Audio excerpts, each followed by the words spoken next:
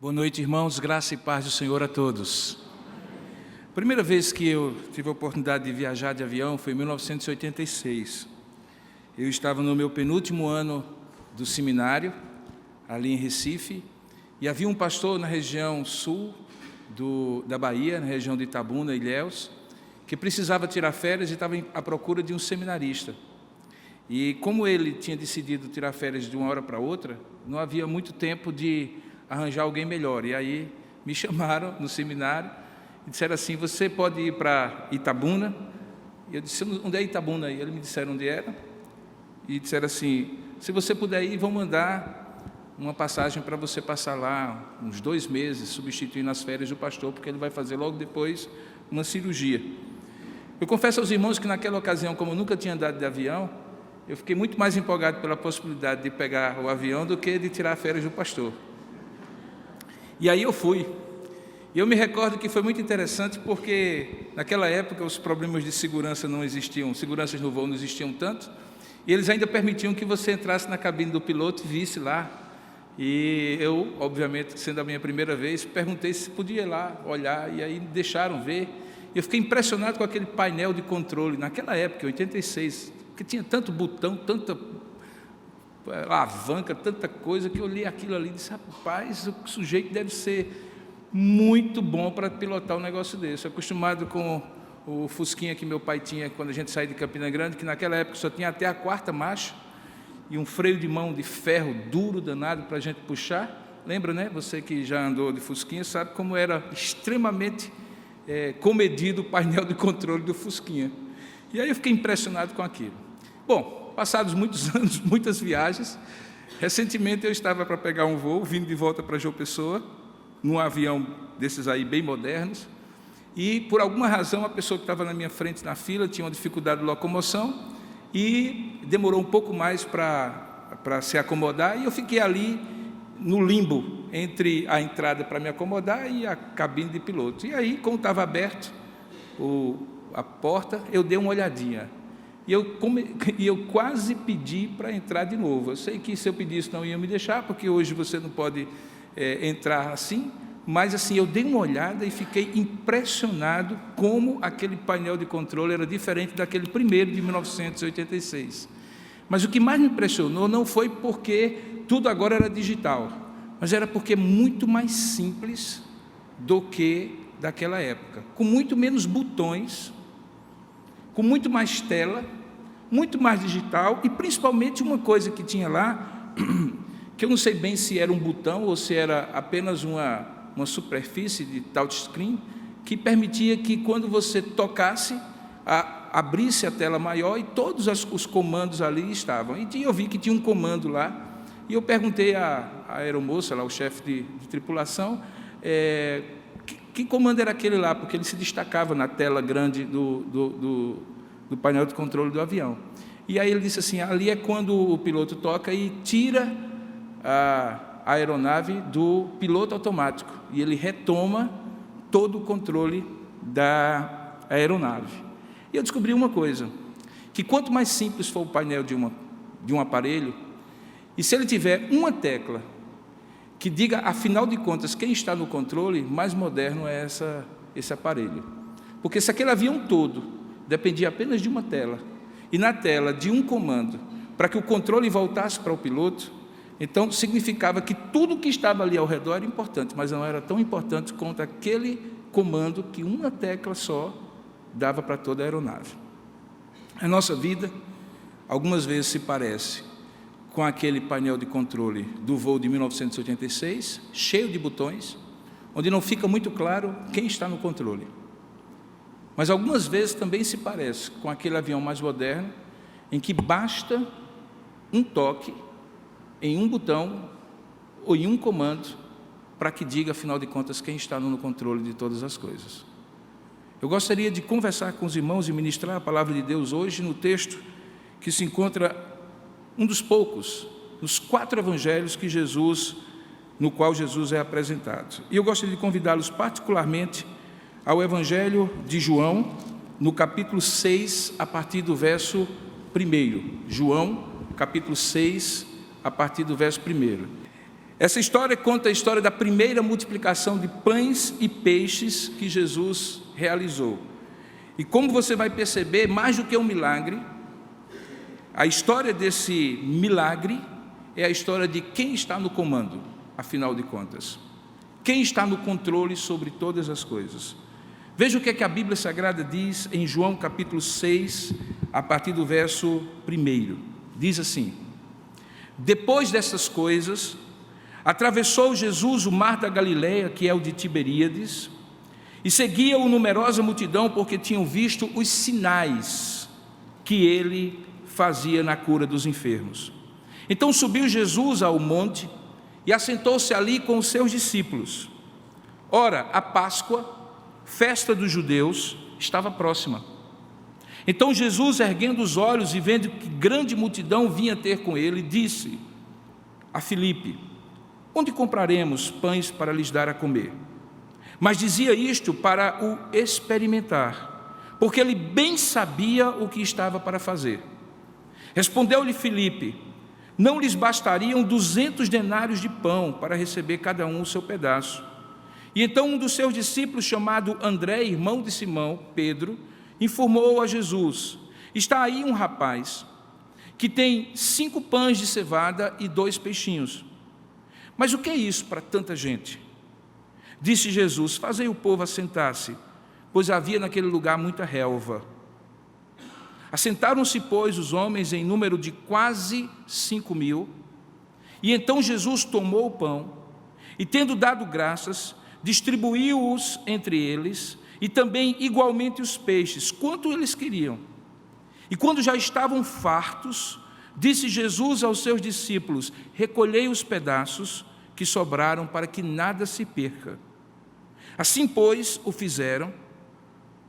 E quando já estavam fartos, disse Jesus aos seus discípulos: recolhei os pedaços que sobraram, para que nada se perca. E assim, pois, o fizeram, e encheram 12 cestos de pedaços dos 5 pães de cevada, que sobraram ao que haviam comido.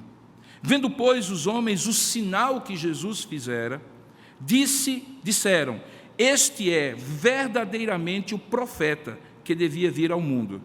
Sabendo, pois, que Jesus estavam para vir, com o intuito de arrebatá-lo e proclamarem rei, retirou-se novamente sozinho para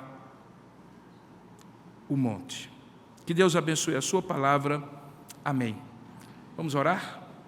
Ó Deus amado e querido Pai, nós rogamos a tua bênção, a tua graça e a tua iluminação sobre o texto da tua palavra que nós lemos agora, para que, ó Deus, esclarecida a nossa mente, possa também o Senhor falar ao nosso coração e nos conduzir para o conhecimento mais profundo da tua palavra, para a transformação da nossa vida pelo Evangelho do Senhor, que é o poder de Deus para a salvação de todo aquele que crê. Tira do nosso coração tudo aquilo que possa nos distrair, possa ter feito sobre nós o efeito de nos desviar da tua palavra. Pelo contrário, traz a nossa mente agora cativa a ti e fala conosco, Senhor.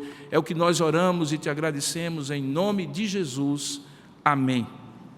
Se você prestou bem atenção, esse milagre que nós acabamos de ler, ele é reconhecido pelo evangelista João em 2 momentos como um sinal. Tanto é um sinal aquilo que Jesus fez, como é um sinal o reconhecimento daquilo que Jesus provocou ao multiplicar aqueles pães para saciar a fome daquela multidão. A expressão sinal muitas vezes é usada no Novo Testamento para expressar um ato poderoso de Deus. Algumas vezes essa palavra sinal está junto de palavras como milagres e prodígios.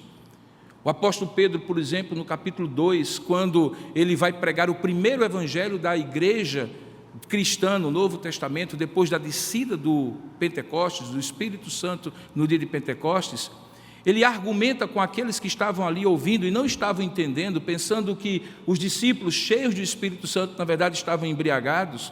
Ele diz lá em Atos capítulo 2, a seguinte expressão: varões israelitas, verso 22, atendei a estas palavras: Jesus o Nazareno, varão aprovado por Deus diante de vós, e aí ele usa a expressão, com milagres, prodígios e sinais, os quais o próprio Deus realizou por intermédio dele entre vós, como vós mesmos sabeis. Essa expressão, milagres, prodígios e sinais, é repetida algumas vezes no livro de Atos e descreve todas as manifestações poderosas, inesperadas de Deus na terra. Na verdade, nós podemos chamar de atos da providência especial de Deus ou atos miraculosos. Nós cremos que Deus opera todas as coisas segundo a sua boa vontade, tanto em atos ordinários de provisão, de direção, de proteção, e muitas vezes imperceptíveis e invisíveis para nós, como também em atos miraculosos, em que Ele fere o transcorrer natural dos acontecimentos e opera maravilhas, como que dizendo assim: agora eu vou fazer algo especial para revelar o meu poder, a minha graça, o meu amor, que não está restrito às leis naturais que Ele mesmo colocou e que também não fazem parte da sua provisão. Nós chamamos, portanto, de milagres, sinais e prodígios de expressões da providência especial de Deus. São, de fato, expressões para além do esperado. Quando nós voltamos a olhar para o texto, nós entendemos por que esse texto é chamado de um grande sinal do Senhor. Antes dele, o Evangelho de João só tinha descrito um outro milagre, que tinha sido a cura de um paralítico no capítulo 5, no capítulo anterior. João não é muito dado a expressar os milagres, sinais e prodígios como Marcos, por exemplo, expressa, como Lucas expressa. João normalmente pega um fato, descreve uma doutrina e faz uma aplicação. E no caso do capítulo 6, se você olhar, você vai ver exatamente essa sequência. Ele conta o milagre da multiplicação dos pães, depois ele vai no versículo 22 falar sobre Jesus, o pão da vida, inclusive dando sequência àquela história que ele acabara de contar quando Jesus multiplica os pães. E você então vai ter uma ligação do capítulo 6, que nós lemos, do verso 1 ao verso 15, lá no capítulo 6, no versículo 22 em diante. O que significa esse milagre no meio do ministério de Jesus, naquela que é reconhecida como a segunda Páscoa que ele participa? Você lembra que uma primeira Páscoa já tinha transcorrido, Jesus provavelmente participou de 3 Páscoas, alguns comentaristas dizem que talvez uma 4ª Páscoa, e por isso nós dizemos que o ministério de Jesus teve mais ou menos 3 anos e meio de duração. Nessa segunda Páscoa, diz o texto que Jesus tinha atravessado o mar da Galileia, ele havia deixado o seu ministério perto de Jerusalém, na Judéia, no sul de Israel, e agora tinha subido para o mar da Galileia, onde ele realizaria grande parte do seu 2º e do seu 3º ano, com exceção da última semana, quando ele vai para Jerusalém para a Semana da Paixão. Jesus então está ali, atravessando o mar da Galileia, que é também conhecido como o mar de Quinerete, o mar de Tiberíades, e quando ele atravessa, ele é seguido por uma numerosa multidão. E a numerosa multidão tinha sido atraída, veja aí o verso 2, porque tinham visto os sinais que ele fazia na cura dos enfermos. Então, os sinais já tinham atraído aquela multidão a seguir a Jesus. E, de certa forma, é esta a função didática dos sinais. Os milagres que Deus opera, os prodígios que Deus opera, tanto no passado como no presente, não são um fim em si mesmo. Daí porque fica tão estranho a gente imaginar alguém fazendo uma propaganda de um culto de libertação, de um culto de milagres, de um culto de sinais, de um culto de prodígios. Porque, de fato, os milagres, sinais e prodígios não podem se constituir como a principal razão de nós estarmos próximos de Deus. No entanto, eles sim testificam o poder de Deus. De modo que, como eu costumo sintetizar esse conceito, milagre não provoca fé na vida de ninguém. Se fosse assim, muitos que tinham visto os milagres, sinais e prodígios tinham abundantes razões para crer em Cristo. No entanto, os milagres testificam o poder de Deus, a graça e o amor de Deus. Eles não provocam a fé, mas eles testificam a fé. E esta era a razão porque a multidão continuava seguindo Jesus, porque havia visto Jesus curar muitos enfermos. Então Jesus sobe, verso 3, ao monte, e ali se assenta com os seus discípulos. numa espécie muito particular e muitas vezes assim comum de Jesus ministrar. Hoje mesmo nós vimos um sermão da montanha em que Jesus também estava no Monte das Bem-aventuranças, ali ao largo do Mar da Galileia, numa planície, no monte, subindo ali com relva, onde ele ficava do lado de baixo, e a multidão, numa espécie de anfiteatro natural, se sentava na relva, e tudo aquilo que ele falava com o vento favorável do Mar da Galileia era amplificado numa espécie de anfiteatro natural, e toda aquela multidão ouvia. Aqui você repete o mesmo cenário. Jesus sobe ao monte e assenta-se ali com os seus discípulos. O texto diz que a festa da Páscoa estava próxima. Então Jesus ergue os olhos e percebe que aquela grande multidão que havia acompanhado a travessia do Mar da Galileia agora estava com ele. E diante disso, uma pergunta lhe é feita. Veja, Filipe pergunta a Jesus: onde compraremos pães para lhes dar a comer? O que Filipe estava raciocinando era aquilo que nós chamaríamos de natural. Ora, se havia uma grande multidão, e a multidão estava ali, e eles se sentiam responsáveis pela multidão estar ali, cabia a eles, naturalmente, prover um meio para que aquela grande multidão pudesse se alimentar. Era, portanto, um raciocínio natural de Filipe, e diga-se de passagem, irmãos, frequentemente Deus utiliza-se dos raciocínios naturais que nós temos, das providências naturais que tomamos, das decisões lógicas, racionais e naturais que tomamos, para mostrar o seu poder, mas não era o caso aqui.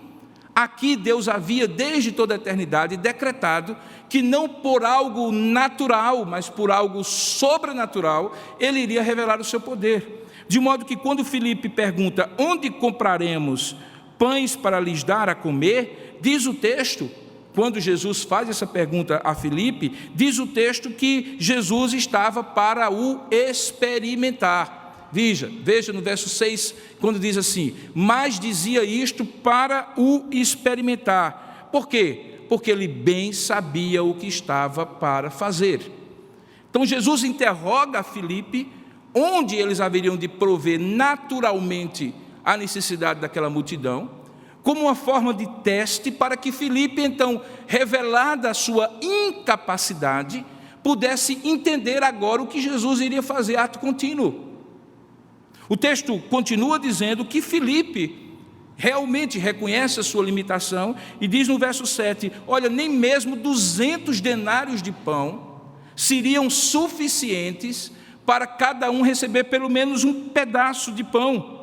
Essa quantidade era uma quantidade considerável, não apenas de dinheiro, mas também de pães, porque a multidão era grande. Diz o texto que havia ali 5.000 homens. A contagem é típica dos judeus, que contam apenas os cabeças de cada agrupamento familiar, mas havia ali mulheres e havia ali crianças. De modo que, como num cenário como esse, para cada homem nós temos pelo menos 2 mulheres e talvez uma criança ou 2 crianças, naquela época bem mais, nós podemos claramente dizer aqui, não havia pelo menos 7.000, 8.000, 10.000 pessoas ali naquele monte. Era uma multidão enorme que nem mesmo 200 denários seriam suficientes para comprar pão para todo mundo. E aí, um dos seus discípulos, verso 8, chamado André, o primeiro dos discípulos de Jesus, junto com Pedro, seu irmão, Tiago e João, chega e informa para Jesus novamente uma solução natural. Veja, se eu não tenho dinheiro suficiente para alimentar uma multidão de 5.000 pessoas, diz o texto que André veio com uma ideia, que eu considero que é uma ideia que está saindo do âmbito do natural e começando a, talvez, crer que algo sobrenatural vai acontecer. Porque olha só o que ele diz. Ele diz assim, está aí um rapazinho, um jovem, que tem 5 pães de cevada e 2 peixinhos.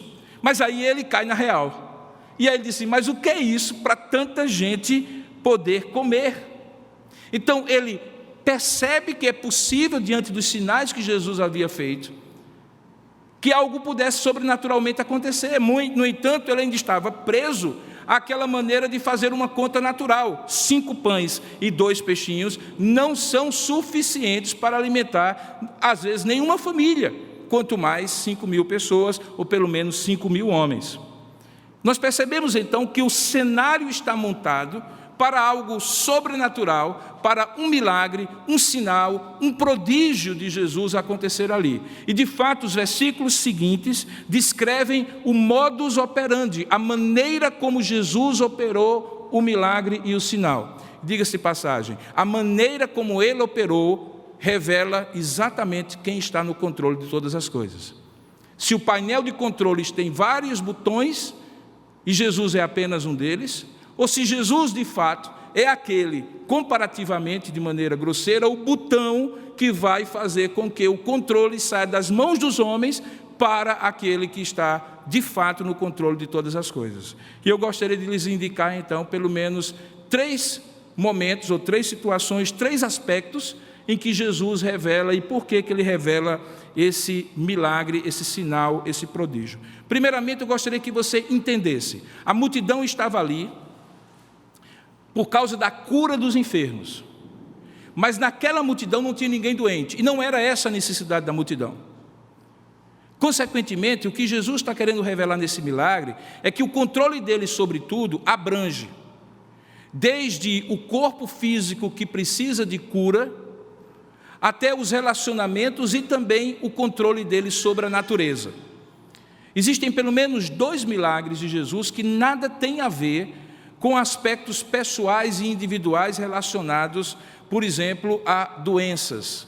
Porque quando assim o é, normalmente a palavra que ele usa é milagre.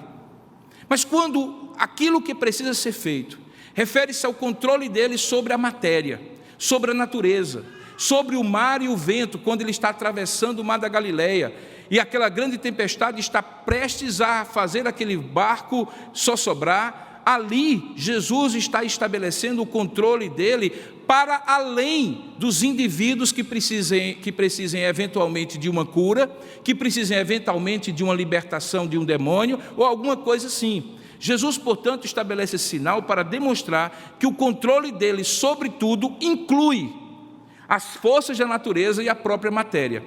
Ele transforma, por exemplo, a água em vinho, para mostrar que no elemento mais, no âmbito, na dimensão mais molecular das coisas, ele controla, transformando a molécula de água em alguma coisa que se torna vinho.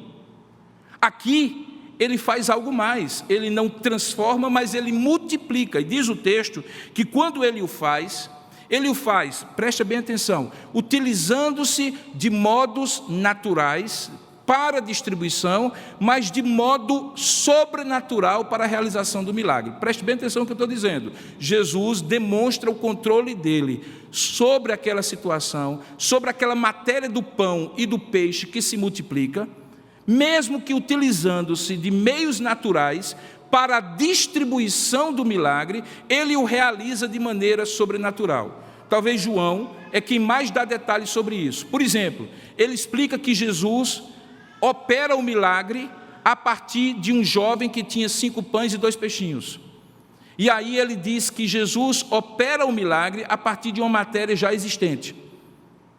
João também explica que quando Jesus ouve a expressão de André, mas o que é isso para tanta gente? A primeira providência que Jesus diz no verso 10 que precisa ser tomada é: assente o povo, pois naquele lugar havia muita relva. O texto paralelo a esse de Marcos diz que ele separou aquela multidão em grupos de 100 e em grupos de 50. Portanto, a distribuição, o modus operandi, a operação do milagre, contemplou alguma coisa natural, mas tinha origem sobrenatural. De nada adiantaria, por exemplo, que todo mundo ficasse bem sentadinho, que todo mundo ficasse bem distribuidinho, se Jesus não operasse o milagre. Mas coube a Jesus dizer que o milagre que ele haveria de operar seria distribuído, conhecido e usufruído por todos por meios naturais, porque o povo teria que se organizar, sentar direitinho e dividir-se em grupo. Irmãos, frequentemente Deus faz isso. Eu me lembro que uma das leituras da minha primeira fase de vida cristã foi um livro chamado E a Bíblia Tinha Razão. E nesse livro há uma tentativa do autor de tornar natural todos os grandes milagres, sinais e prodígios do Antigo Testamento. Então ele vem com explicações do tipo assim: você sabe o mar vermelho que foi aberto? O que aconteceu lá foi o seguinte: é porque de tempos em tempos vinha um vento, e o vento afastava a água de tal maneira que por um período, como se fosse uma maré baixa, as pessoas podiam passar a pé.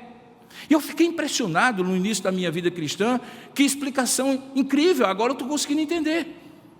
Mas depois, com a maturidade, eu comecei a perceber que era milagre maior eu acreditar que na hora certa, uma multidão de quase 900 mil pessoas de pé, quase 3 milhões de pessoas ao todo, teriam tempo, numa terra molhada, de naquela hora, por aquelas poucas horas que o vento soprasse, atravessar o Mar Vermelho.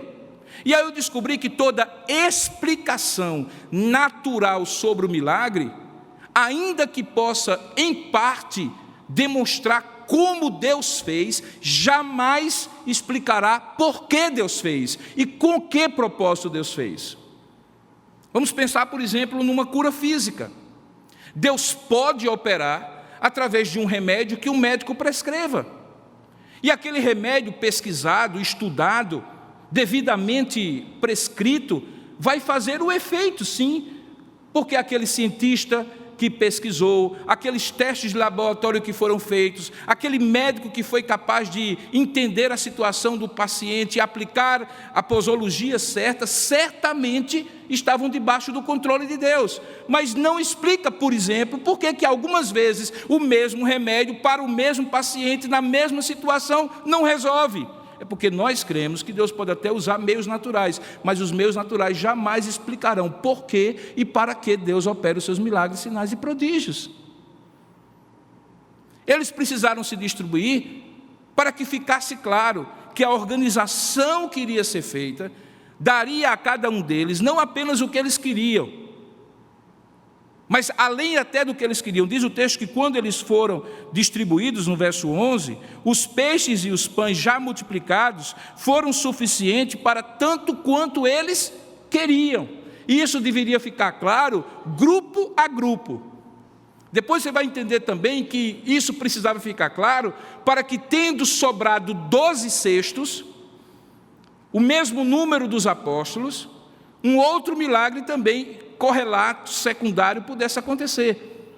Então Deus controla sobre tudo quando, apesar de organizações naturais, feitos naturais com os quais nós possamos estar presentes no milagre, mesmo assim, o poder que se revela, o controle que se revela é sobrenatural. Isso deveria nos levar, por exemplo, a não ver nenhum conflito, irmãos, como se fossem dois departamentos diferentes, que se um estiver operando, o outro não pode estar operando, entre o natural e o sobrenatural.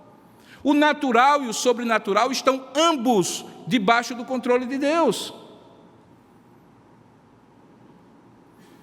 Deveríamos, portanto, ser tão gratos a Deus quando, num tratamento médico, os remédios e a terapêutica resolvem, e dizer, foi Deus que fez, apesar de ter sido o médico que trabalhou, como também quando o médico não pode fazer nada, dizermos assim, foi Deus que fez, quando a medicina não pode fazer.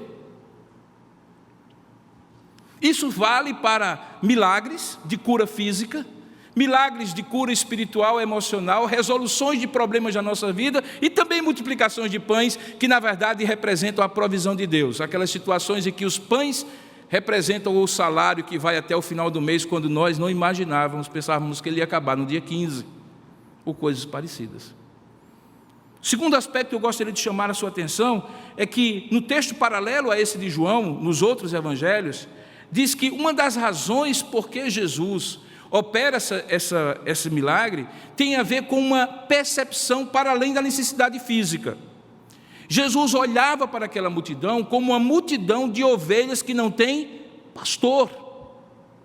Ela é uma multidão volúvel. Tanto é que quando você vai para o versículo 22, diz o texto que no dia seguinte, a multidão que ficara do outro lado do mar notou que não havia ali senão um pequeno barco e que Jesus não embarcara nele com seus discípulos, tendo estes partido sós, e então eles entraram em outros barquinhos e chegaram de Tiberíades, perto do lugar onde comeram o pão, e tendo o Senhor dado graças. E aí, quando ele viu essa multidão, que não estava ali nem os seus discípulos, tomaram o barco e partiram para Cafarnaum à sua procura. E quando o encontraram, veja o verso 25, eles dizem assim: mestre, quando foi que chegaste aqui? E aí Jesus, entendendo por além, mais profundamente do que a necessidade física, olha o que aquele Jesus responde. Diz assim: em verdade, eu vos digo, vós não me procurais porque vistes sinais, mas porque comestes do pão e vos fartastes. É nesse sentido maravilhoso que sinal, um milagre, algo que Deus faz de maneira sobrenatural na vida de alguém, acaba flagrando, irmãos, preste bem atenção, flagrando a intenção mais íntima daquele que recebe ou daquele que busca o milagre. Se é algo de barganha, de interesse, Jesus perceberá, mesmo operando o milagre, por amor e graça. Mas o milagre maior não será operado, como não aconteceu com aquela multidão que buscava Jesus por interesse de ter a sua fome saciada. Numa época de penúria e de miséria, muitos dos que seguiam Jesus eram os mais excluídos da sociedade, gente realmente que estava carecendo do básico, do mínimo. Eles buscavam Jesus por interesses.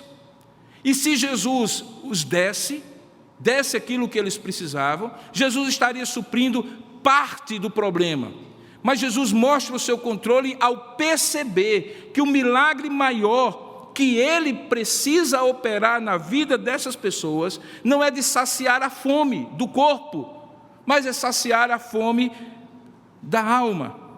Por isso que no decorrer dessa segunda parte do texto, nessa que eu estou lendo agora, 22, Jesus continua no verso 27, projete aí, por favor, quando ele diz assim, depois de dizer qual era a motivação equivocada deles, ele diz assim: trabalhai não pela comida que perece, mas pela que subsiste para a vida eterna, a qual o Filho do Homem vos dará, porque Deus o confirmou com o seu selo.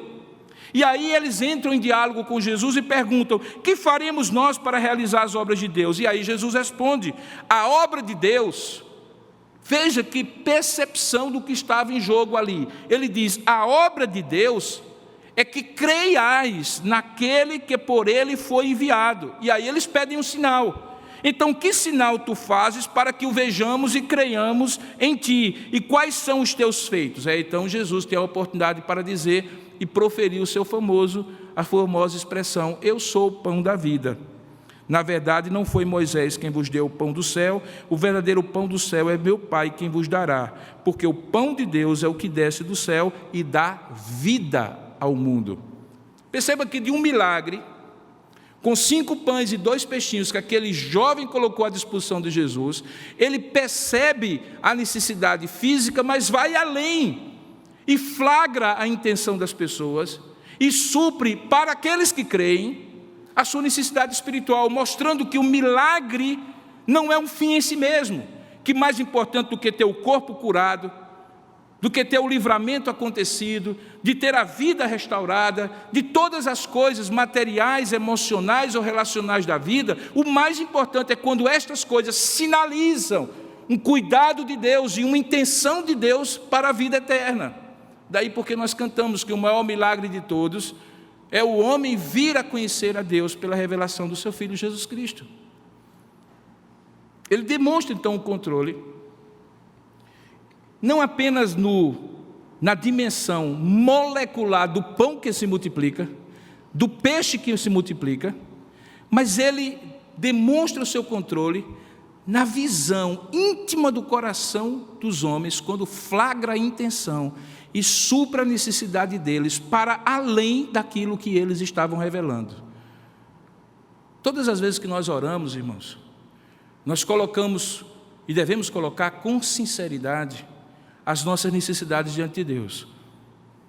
Todas as vezes que nós chegarmos a Deus, não devemos temer, nem nos preocupar de sermos tão pontuais, de sermos tão específicos naquilo que nós precisamos. O que nos justifica de pensar assim é quando o próprio Jesus diz no Sermão da Montanha: vosso Pai bem sabeis do que necessitais. Razão porque ao invés da ansiedade difusa, nós precisamos ser bastante específicos e pedir: Deus, o que eu estou precisando é disso. Ele tem prazer, da mesma maneira que você e eu, como pais, também tem, de nossos filhos dizerem com fé, confiança, aquilo que estão precisando, para que possamos prover nós, dentro dos nossos limites, e Deus dentro da sua infinitude de poder e graça. A grande questão é que Deus, quando está ouvindo a oração do seu povo, que pede determinada coisa, Ele também sabe discernir as intenções do coração de quem pede e o propósito que Ele tem de fazer, muitas vezes, infinitamente além daquilo que está sendo pedido. E eu diria, diferentemente, muitas vezes, daquilo que está sendo pedido. Não para menos, não para pior, mas para mais, para melhor. Deus excede as nossas expectativas, porque Ele discerne não apenas o que realmente estamos pedindo, o que realmente estamos querendo, mas também o que realmente nós estamos precisando, Ele tem propósito de fazer. Ele não se deixa enganar por aquela multidão que busca, Ele também não se deixa enganar pelas nossas orações, que muitas vezes são pontuais, específicas, superficiais também, e que não vão além daquilo que nós precisamos. Jesus, portanto, demonstra o seu controle também nessa dimensão. Mas Jesus tem um terceiro aspecto nesse texto, revelado por esse texto, que para mim é o mais impressionante. Diz o texto que quando Jesus toma os pães, verso 11, e dá graças, e os pães são distribuídos, os peixes também, tudo isso no versículo 11. E quando eles já estavam fartos e tinham comido do pão e do peixe até quanto queriam, disse Jesus aos seus discípulos: recolhei os pedaços que sobraram para que nada se perca. E aí diz o texto que eles o fizeram, verso 13, e encheram 12 cestos de pães de cevada que sobraram aos que haviam comido. O milagre, aparentemente, tinha sido cumprido e tinha havido sobra. Alguns comentaristas conjecturam por que 12 cestos? Por que o milagre não foi apenas suficiente para que eles comessem e pronto, não sobrasse, mas também não faltasse? Por quê? Bom, nós não temos certeza, o texto não nos diz. Alguns conjecturam que talvez aqueles 12 cestos representavam a participação que os 12 apóstolos teriam a partir de agora, cada um com seu cesto. Jesus então dizendo para eles: olha, da mesma maneira como eu peguei 5 pães e 2 peixinhos e fiz o milagre, vocês um dia vão continuar esse milagre. Portanto, representativamente, cada cesto desse vai significar o elemento, o material a partir do qual o ministério de vocês vai ser. Mas a Bíblia não diz claramente se foi assim. Mas tem uma coisa que é interessante, e que para mim é o mais importante, é que quando, diz o texto, os homens, verso 14, viram o sinal que Jesus fizera, eles entenderam algo mais profundo do que o milagre que tinha acontecido. Olha a conclusão que eles chegam: este é verdadeiramente o profeta que devia vir ao mundo. O terceiro aspecto do milagre é que o milagre também ajuda-nos a ver o plano geral da salvação ou da redenção de Deus. Da mesma maneira como um milagre ou um sinal ou um prodígio não é um fim em si mesmo, ele também não é um evento isolado. O Deus que controla num painel de controle todas as coisas, nada faz por acaso, ou de maneira fortuita, ou de maneira isolada. O milagre que Ele opera na sua vida é algo que está concatenado com o que Ele está fazendo na vida de outros, de milhares de outros, de milhões de outros, tudo isso convergindo para um propósito dEle. Não se trata apenas de um tabuleiro de xadrez com 64 casas, que já é difícil, com a quantidade enorme de possibilidades e de arranjos, controlar aquelas peças. Se trata de praticamente a infinitude da vida de cada um de nós em todos os tempos, daqueles que viveram, daqueles que viverão, em todos os tempos da história, em todos os tempos e em todos os lugares. E esse Deus controla tudo num painel de controle para que faça convergir os mínimos detalhes, os milagres, sinais e prodígios meus e seus, operados na minha vida e na sua vida, para um propósito dele. Essa multidão entendeu, ela discerniu, ela disse: rapaz, agora nós entendemos. Não é apenas pão, não é apenas peixe, não é apenas saciar a fome, não é apenas até mesmo nos ver como carentes da graça de Deus, como aqueles que estavam como multidões, como ovelhas sem pastor. Tem a ver com um propósito maior. E o propósito maior é que, vendo essas coisas que nós vimos, experimentando o poder de Deus, a graça de Deus como nós estamos experimentando, cheguemos juntos à conclusão que este aí é o profeta que devia vir ao mundo. A expressão que eles usam remete a Deuteronômio capítulo 18, que eu convido você a abrir. Está lá no Antigo Testamento, e que é uma referência a esta figura chamada o profeta, que não pode ser confundida com profetas. Alguns profetas, muitos profetas, tantos profetas do Antigo Testamento. Porque enquanto estes profetas eram uns profetas, Deuteronômio 18 tem uma promessa sobre um profeta que seria o profeta de maneira especial. Veja no Deuteronômio capítulo 18 que existe uma promessa, a partir do verso 15,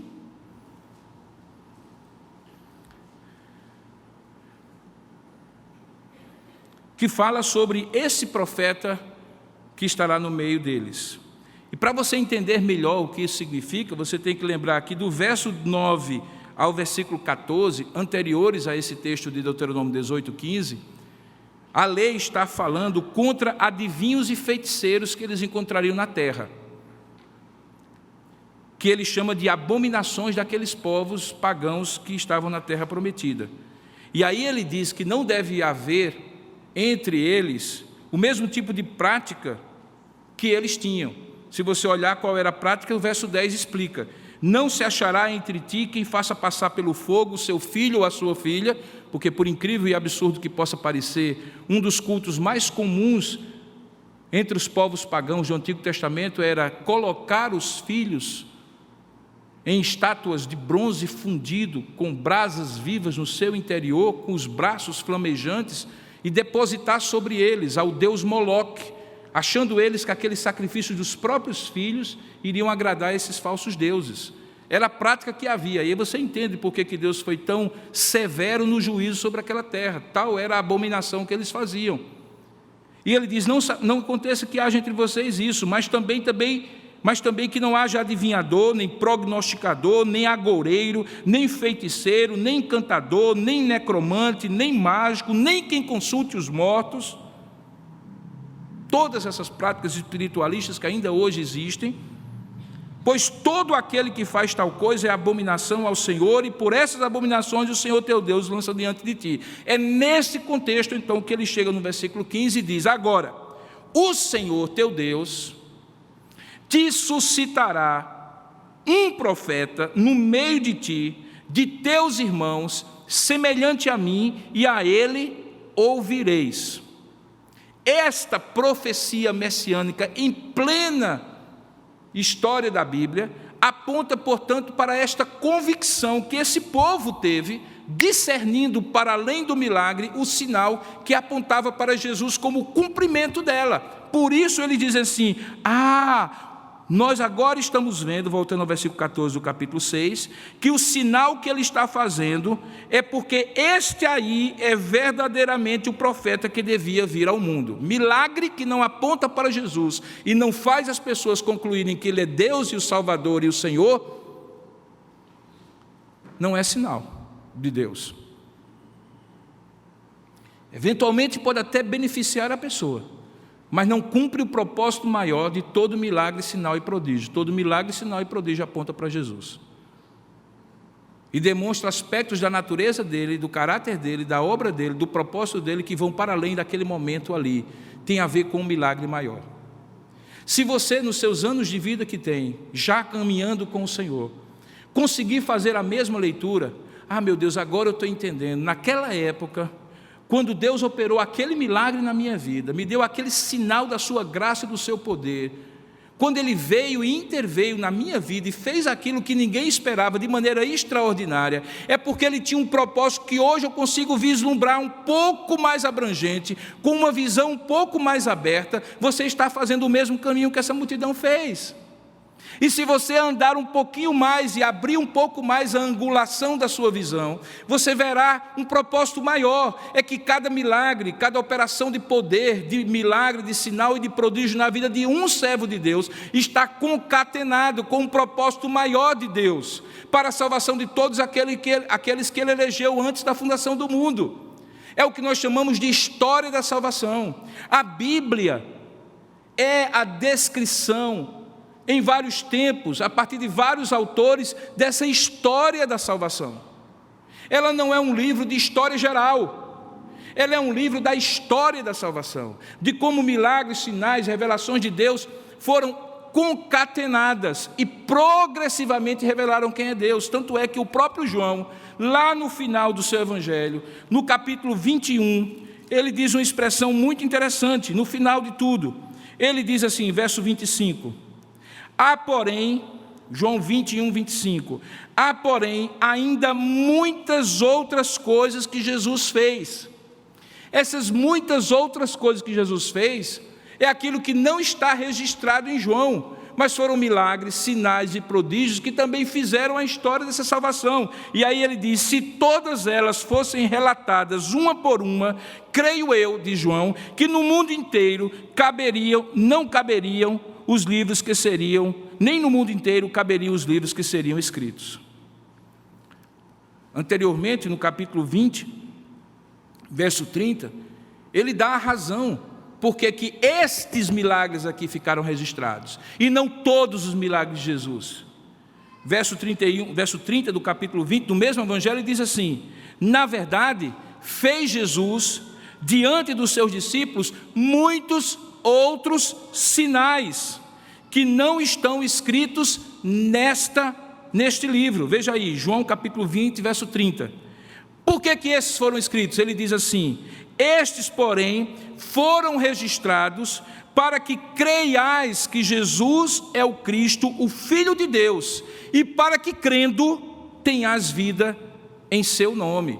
Então, os milagres que Deus faz, os milagres que ficaram registrados, eles são para que você compreenda o propósito maior da vida de todo aquele que crê, dos seus irmãos do passado, do futuro, da sua própria vida, e compreenda tudo isso como manifestação do poder de Deus na vida do seu povo, do povo da sua aliança. Um propósito macro, um propósito escatológico, um propósito cósmico, que tem a ver com Deus congregar para si um povo formado por suas criaturas escolhidas para serem seus filhos. No início da mensagem eu falei sobre a diferença dos painéis de controle daquela aeronave de 1986 e de uma aeronave de hoje. E eu estabeleci o propósito, ou estabeleci a verdade que, aparentemente, quanto mais simples for um painel de controle, que demonstre que numa única operação, num único botão, numa única tela, o controle é tirado das mãos de uma máquina e posto no controle do piloto, demonstram provavelmente, em grande parte, aquilo que nós queríamos dizer durante essa mensagem. É que no controle da minha vida e da sua vida, provavelmente só tenha dois botões. Um que a gente aperta para que a gente tome nas mãos o manche da nossa vida, e outro que a gente deixa no piloto automático, que não é uma máquina, é o Deus que opera todas as coisas, está debaixo dele, todas as coisas debaixo do seu controle. Esse texto nos ensina que mesmo por meios naturais, Deus opera esses sinais de controle na nossa vida. Esse texto nos ensina que, quando nós percebemos isso, nós também somos lidos e discernidos por Deus, para além das necessidades que nós apontamos para Ele. Ele vê-nos não apenas naquilo que mata a fome da gente, cura o corpo da gente, mas na necessidade maior de pastoreio, de direção. Como ovelhas que muitas vezes se desgarram do redil, somos semelhantes àquelas ovelhas que não têm pastor. Não tem pastor não significa que nós não temos. Como eu costumo dizer, só há uma impossibilidade de um pastor pastorear uma ovelha: é se a ovelha não quiser ser pastoreada pelo pastor. Isso vale para o pastorado humano, mas vale também para o pastorado divino. Alguns daqueles discípulos já eram ovelhas, mas em alguns momentos eles se dispersaram, inclusive cumprindo a profecia do Antigo Testamento: ferirei o pastor e as ovelhas se dispersarão, falando de como quando Jesus foi levado cativo, preso para ser crucificado, todos os seus discípulos se espalharam. Mas mesmo antes disso, em vários momentos eles se dispersaram, como nós podemos nos dispersar. Deus, no entanto, quer dizer para nós que, olhando para nós, vendo a nossa necessidade, Ele vê para além da fome do nosso corpo, por pão material, Ele vê também as nossas necessidades espirituais. E, finalmente, esse texto também nos ensina que tudo aquilo que nós vivemos, da parte de Deus, não tem a ver apenas com a minha história, com a escrita do meu milagre, tem a ver com um propósito maior. Existem situações e mais situações em que a cura de um serve de testemunho para outro. Eu me recordo muito bem de situações já vividas no ministério, onde a cura de uma pessoa num estado terminal, sem esperança, num hospital, numa UTI do hospital, serviu de testemunho para médicos e enfermeiras que viram a fé e o poder de Deus na vida daquela pessoa. São vários os relatos. E a grande pergunta que se fazia era: por que eu precisei passar por isso tudo? De estar num leito de dor e de sofrimento numa UTI do hospital. E depois a pergunta que se foi feita foi respondida e o propósito foi compreendido. Agora eu entendo por que eu tive que passar por tudo isso. É para testemunho e salvação daquela pessoa, de modo que aquilo que parece ser dor e sofrimento para você é meio de graça para que aquela pessoa venha conhecer o poder de Deus.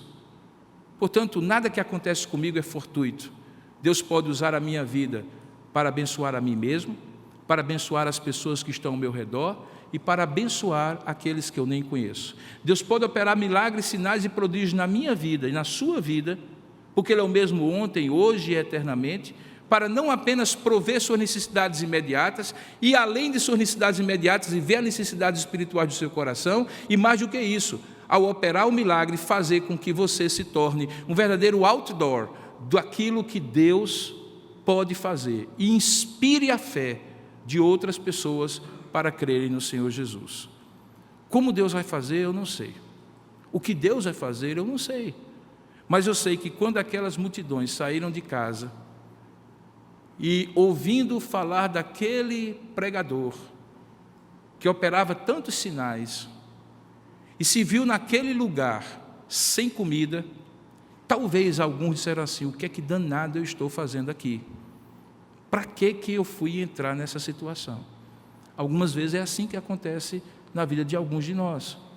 Mas é justamente nessa situação que o painel de controle aponta e diz assim: não é você que está no controle. Quem está no controle sou eu, e vejo o que é que eu vou fazer. Quem sabe é a situação em que você tem se encontrado nesses dias, se perguntando: o que afinal de contas eu estou fazendo nesse deserto, com essa multidão, sem pão, com fome e com necessidades, que ninguém sabe. Para que afinal de contas Deus me trouxe até esse momento? Se você está com essas indagações, questões e perguntas, eu espero em Deus que a mensagem de hoje tenha trazido para você conforto e confiança de que você pode sim ver Deus multiplicando 5 pães e 2 peixinhos na sua vida, seja qual for a necessidade que você tem.